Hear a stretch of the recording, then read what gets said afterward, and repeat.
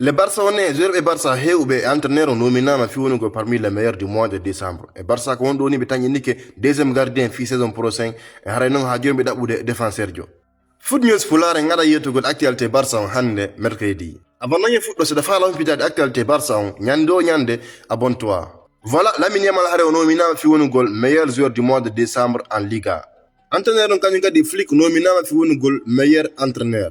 Et compétundo Hector Fort nominama fi woni gol meilleur jeune joueur, mais aussi Bibur don la BD et moi. Le FC Barcelone se montre très satisfait du prêt d'Hector Fort à Elche et l'envisage sérieusement comme une option d'avenir. Selon Fernando Polo, Hale Barça no weltori moƴƴanon ko ɓe luɓiniri ko compétundo hella Elche hara ɓe weltori golle makko ɗen en plus haray ɓe yoɓi jikke makko fi avenir on.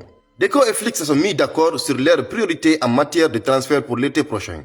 Un défenseur central, un ailier et un attaquant. Wondo ni selon l'avant-garde haray Deco et Flick haray be fottani ko honnu be ɓure falede fi été prochain et joueur haray ko défenseur central goto et ailier gauche manam ko Rashford woniri to balɗo andi Barça fendo ko ailier Lamine Yamal ɓurta fonctionnugol voilà ailier to ala dogude moƴƴa e honnu e attaquant de nef goto donc andi no mercato to sogo do Barça no fala sodugol défenseur du goto ko remplace Christensen no bide si fende do en attendant ha saison gassa. Le FC Barcelone cherche un défenseur du mercato hivernal à un coût raisonnable avec de l'expérience et du leadership, de préférence gaucher, les profits envisagés par le club de Virz, Sensei et Otamendi. Barça ko wonda bele kon fende do ko défenseur ju manata horema piri makko sattahan.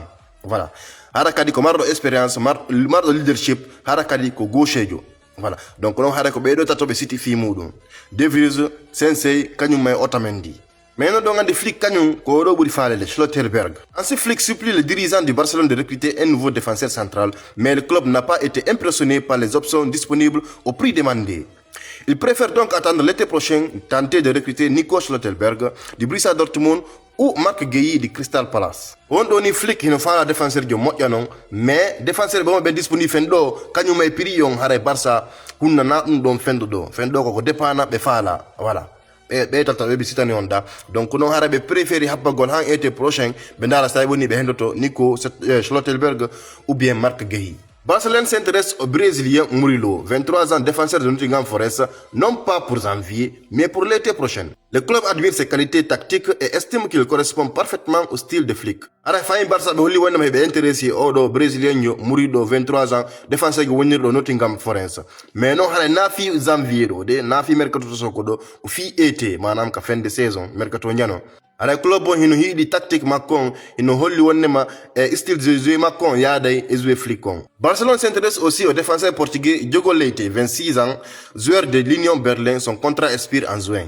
Et selon Sport, Barça no intéressé kanyum kade odo Diogo Leite, défenseur portugais de Union Berlin. Renon contrat makon ko jouer ngazata manam ka fin de saison.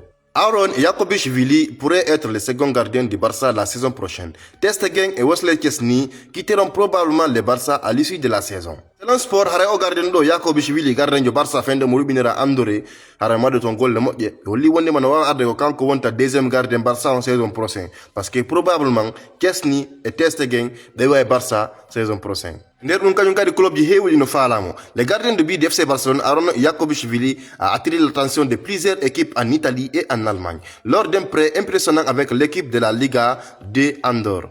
Il n'a que 19 ans. Et selon Fabrizio Romano, club ji heewɗi wonirde Italie et Allemagne no intéressé e makko. Voilà. Et pour rappel, avec 19 ans, au mari. Après la blessure de Christensen, Laporta a déclaré textuellement: nous ne pouvons pas le laisser seul, nous ne pouvons pas l'abandonner. Il faut offrir à ses joueurs une saison supplémentaire sur son contrat. Certaines personnes au sein du club s'opposent à l'idée de renouveler son contrat, mais le président Laporta insiste sur ces points. Otto Christensen blessure haray Laporta président holli wonnema ɓe watama abandonnugo kanko Christensen haray ɓe duwamo ɓeydango contrat makon au moins une saison supplémentaire. Hara no woɓɓe ko nder club ton hino falaka yon idée donc hida yo prolonge Barça mais président kanko hare mo insisti wondema ɓe doit prolonge golmo une saison de plus. Marcus Rashford, je vais rester au Barça, c'est mon objectif. Aray Marcus Rashford holli kanka de hare objectif makko ko heddagol Barça. Barcelone décidera bientôt s'il va signer Marcus Rashford définitivement. Hansi Flick sera un acteur crucial pour prendre la décision finale. Et selon Sport, aray Barça be aray desul gol kone ba fi avenir Rashford sta woni be sottaymo sta woni be liberaymo. Voilà. E nder no haray be holli wondema Hansi Flick décision makko wona crucial hara kanko jogi décision finale on sta woni o heddoto sta woni o yahay. Marcus Rashford sur la pression. La pression est présente, mais ce n'est pas une pression négative, c'est les arts de pression qu'un joueur recherche, les arts de pression que je souhaite et que j'ai toujours souhaité en tant que footballeur. Rashford oli wonde ma haray pression no hore makko mais non na pression négative ji, haray ko pression ji positive ji, manam pression ji moƴƴandi mo, haray ko din pression ji joueur jo dabbi. Ando gandi pression ji gon ton, joueur ji watte pression ji fi yo élève niveau makko, haray non ko do woni yewtude fi mudum. Barcelone est champion d'hiver pour la 28e fois de son histoire. Sur les 27 précédentes fois, l'équipe a réussi à remporter le championnat à 18 reprises. Selon Mundo Deportivo, le Barça est champion d'hiver, madame, à moitié de la saison, donc on dit que saison fait qui a connu. Barça fait le campion du premier, il 27 fois, 28e fois on y, il 27 fois fait une fois, 18 parmi les 27 fois, on est champion. Donc, ça s'annonce bien. Une bonne nouvelle. Le match Barça Arrodo contre l'Espagnol, ancien club de Juan Garcia. Et selon Mundo Deportivo, l'Espagnol placera des filets dans les tribunes derrière le but pour empêcher les supporters de lancer des objets sur Juan Garcia. L'Espagnol souhaite éviter une éventuelle sanction si cela se produise. Donc, on dit non supporters, ben, à chaque fois, ces joueurs, ils ont club, ben, ils ont gonton tak. Donc, on sait, faut te mako, ils ont gonton hara no money, ils ont gonton wada beure. Quand on a besoin de Espagnol hara be décide de voir le gol fideji, hakune supporter ben, e gardien fi wata be fero Juan Garcia pijinton voilà haray espagnol be falaka yo sanction yalte muɗum. Rafinha kañum kadi fendo hino Brésil ka carte makko haray mo profite de ton vacances ara hindo ko public on ko Instagram makko yi ambiance on holli wondema ceux qui nous aiment c'est nous-mêmes.